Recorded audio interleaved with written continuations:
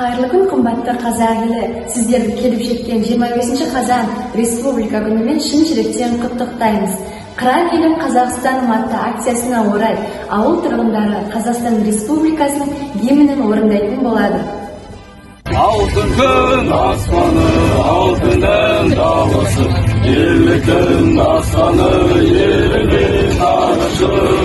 Ежелден ертеген алтымыз шықты ғой, намысын бермеген қазағым мықты ғой. Менің елім,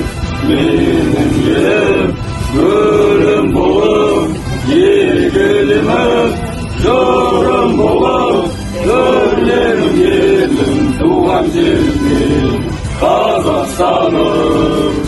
Ұрпаққа жол ашқан кең байтақ елім бар, бірлігі жарасқан әуелсіз елім бар.